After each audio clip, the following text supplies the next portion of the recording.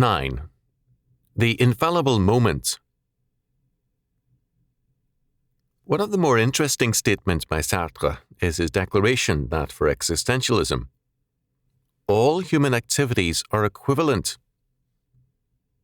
Because there can be, for existentialism, no valid outside determination of man, and man must be freed from all influences of religion, society, family, and school, from past and future, in order to have full freedom and sovereignty in the present moment.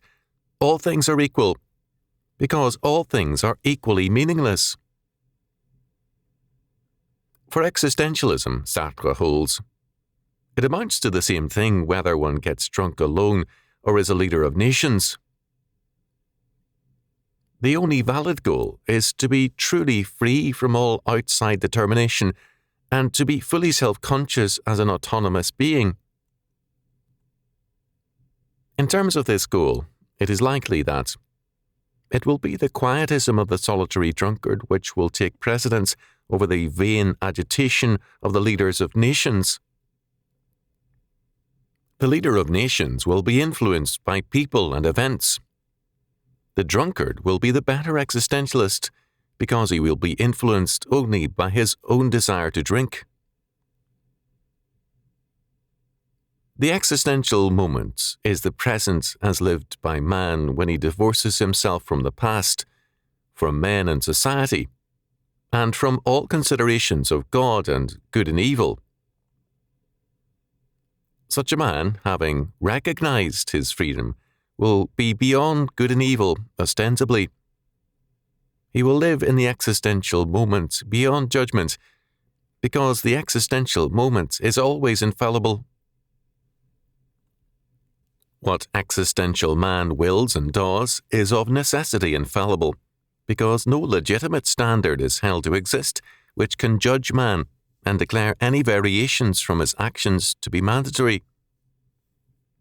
The necessary act and the infallible act is what existential man does. Beyond him, there is, by definition, nothing. Existential man says, in effect, I am the man-God, and beside me there is none else. The same applies to every thought and word of existential man. What existential man thinks and says is infallible, because there is no standard, law, or God for him to rule that anything he thinks and says is not inerrant. The self-expression of existentialist man is thus an infallible expression. Infallible man speaks an infallible word, which is also for him the only word in the universe.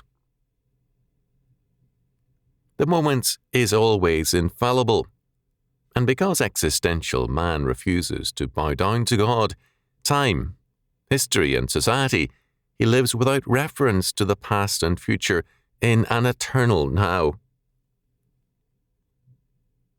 God's eternity is beyond time.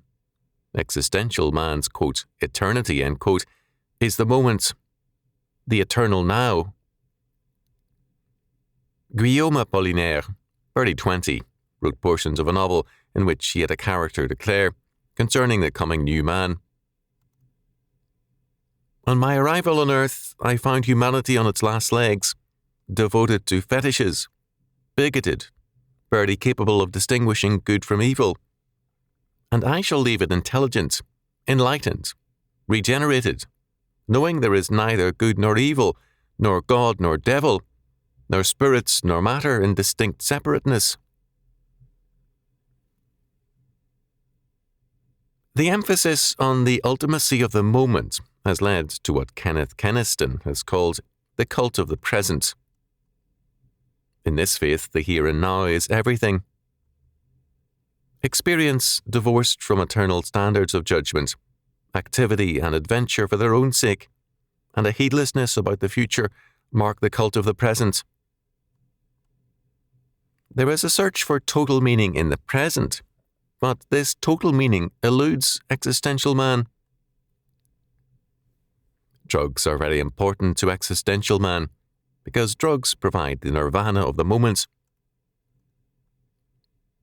Attempts to suppress the drug traffic are failing because narcotics represent too basic a need for moderns. They provide an escape from God and society, from reality, from past and future, and from time itself for existential man. Narcotics provide the illusion of an eternal now and feed the sense of infallibility, the sense of being a god. This quest, in the true spirit of existentialism, is both a search for meaning and the desire for self-expression. However, as Kennison notes, this is rarely a desire to remedy wrongs or to reform society. Sartre is not true to his existentialism in his social concern. He is closer to the leader of nations than to the drunkard. This search for the infallible moments by existential man is a failure. The denial of God's world of meaning means not a new meaning, but no meaning. Yet characteristically, a philosophy of absolute freedom, based on a denial of any necessary relationship with the past, is usually a philosophy of the absurd. The signs of this freedom are not joy and triumph, but nausea and dread, and its possessors are not the creators, but the strangers and outsiders of the universe. Few men, young or old, ordinary or extraordinary, can live contentedly, much less joyously, without some relationship to time other than total freedom. No man is able to make or be his own universe. The existentialist's infallible moment thus proves to be a step into hell. The goal of existentialist man is to have no other law but mine. This means rejecting God, man, and nature, because nature, as God's creation, has 1,000 beaten paths, all leading up to God.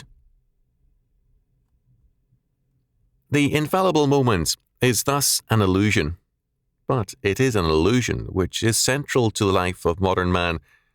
It is a concept which has had widespread influence among supposed Christians.